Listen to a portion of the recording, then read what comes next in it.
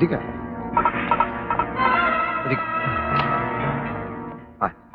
Doctor নমস্কার। ইনি? হ্যাঁ নিন সই করুন।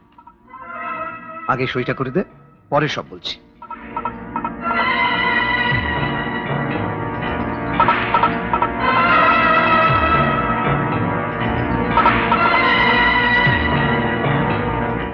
বিজয়, কিসে সই করলাম রে?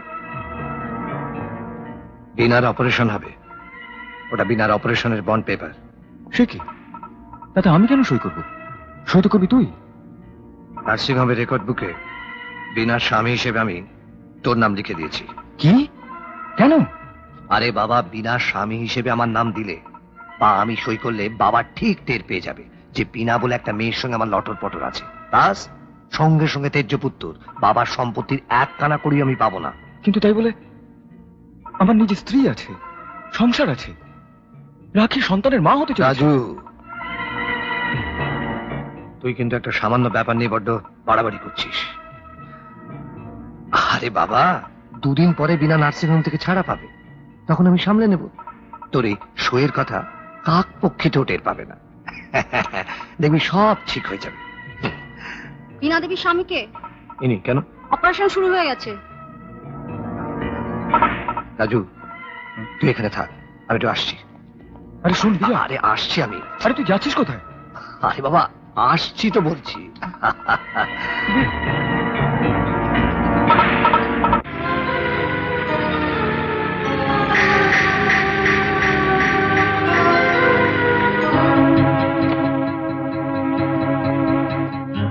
ডক্টর,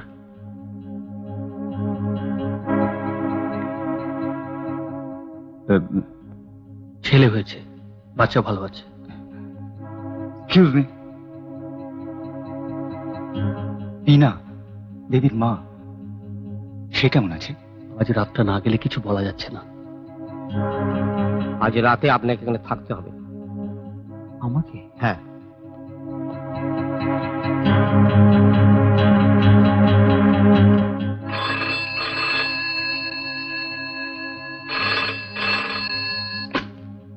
হ্যালো, আমি বলছি। আচ্ছা সারাদিন তুমি কোথায় ছিলে বলো তো? কেন? অফিসে তুমি ছিলে না, আমি অনেকবার ফোন করে করে পাইনি। এই আজ তাড়াতাড়ি বাড়ি ফিরবে বলেছো, কিন্তু মনে আছে তো? হ্যাঁ মনে আছে, কিন্তু কোনো কিন্তু না, আমি অনেকদিন কোথাও বেরোইনি, এরকম দম বন্ধ হয়ে আসছে। আজ আমরা বেরোবই। লক্ষ্মীটি তুমি আর দেরি করো না, এক্ষুনি চলে এসো, আমি তৈরি হয়ে থাকছি। শোনো রাখি, আজ রাত্রে আমি বাড়ি ফিরতে পারছি না, আটকে পড়েছি। হ্যালো হ্যালো রাখি, তুমি তুমি কথা বলছো না কেন? হ্যালো হ্যালো হ্যালো রাখি, রাখি আপনি শীঘ্রই কেবিনে যান, পেশেন্টের অবস্থা ভালো নয়। হ্যালো রাখি, যান, ফোন পরে করবেন, যান।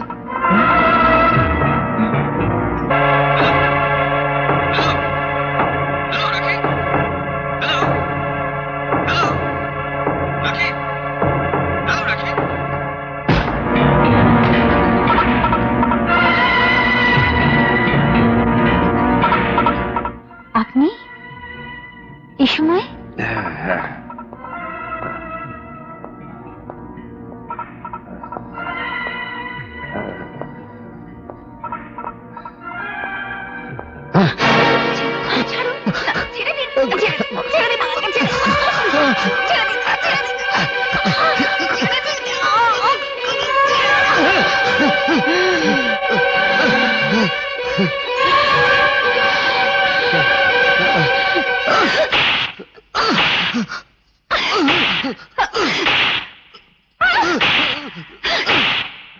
বেরিয়ে যান, বেরিয়ে যান বলছি, বেরিয়ে যান, বেরিয়ে যান, বেরিয়ে যান,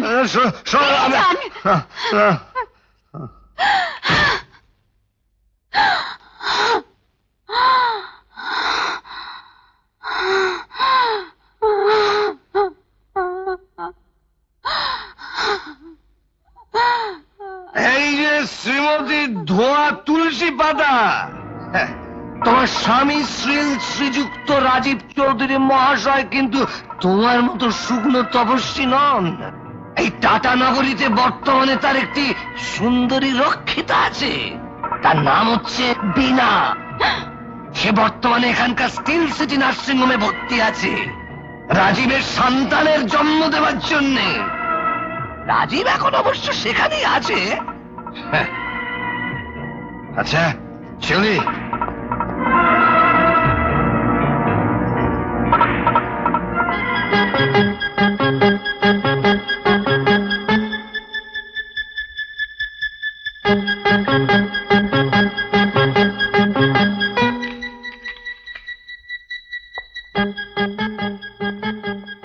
ইনি কে? উনি বীণা দেবীর স্বামীর খোঁজে এসেছেন। ও, হ্যাঁ, বীণা দেবীর স্বামী তাকে কেন ভর্তি করেছেন? রাজীব চৌধুরী। আপনি কি ওদের আত্মীয়? এখন কি রাজীব চৌধুরী এখানে আছেন? হ্যাঁ, বীণা দেবীর কেবিনেই আছেন। আমি আমি একবার তাদের কাছে যেতে চাই। জান না, 36 নম্বর কেবিনে।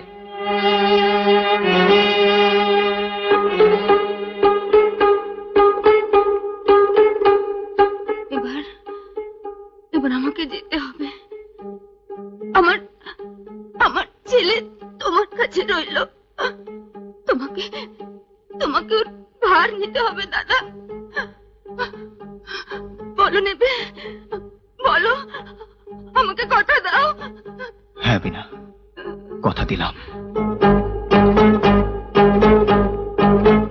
দাদা, দাদা, তুমি কিন্তু কোনোদিন ওকে জানতে দিও না যে ও বাবা মায়ের অবৈধ সন্তান। ও কুমারী মায়ের সন্তান। জানবে না বীণা, জানবে না। আমি আমি কথা দিচ্ছি বীণা, তোমার আমার মাঝখানের এই কথা পৃথিবীর কেউ কোনোদিন জানবে না। বীণা, তোমার কষ্টে আমার বুকটা ফেটে যাচ্ছে। তুমি জেনে রাখো, আজ হয়তো তোমার ছেলের পরিচয় সকলের কাছে গোপন রাখতে হবে। তোমার আর আমার সম্পর্কের কথা হয়তো চিরকাল লোকের কাছে অজানা থাকবে, কিন্তু তোমার ছেলে সে আমার পরিচয় নিয়ে সমাজের সকলের মাঝখানে মাথা উঁচু করে দাঁড়াবে। হ্যাঁ বীণা, আজ তোমাকে আমি কথা দিচ্ছি, তোমার ছেলে আমার পরিচয় নিয়ে সমাজের সকলের মাঝখানে বেঁচে থাকবে। হ্যাঁ বীণা, হ্যাঁ।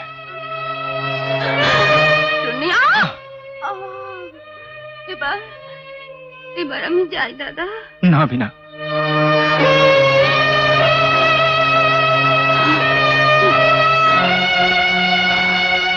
আমি বীণা, আমি বীণা, বীণা, ডাক্তার! তুমি আমাকে কথা দাও দাদা, কথা দাও। হ্যাঁ বীণা, আমি তোমাকে কথা দিলাম, কথা দিলাম। ভেবেছিলাম আত্মহত্যা করব, কিন্তু আমার শরীরের ভেতর যে বেড়ে উঠছে তাকে খুন করার অধিকার আমার নেই। ওর জন্য আমি বেঁচে রইলাম। যে কটা দিন তোমার জীবনে ছিলাম, সারা জীবন ধরে তার স্মৃতিকে মনে প্রাণে ঘৃণা করবার চেষ্টা করব। রাখ রাখ।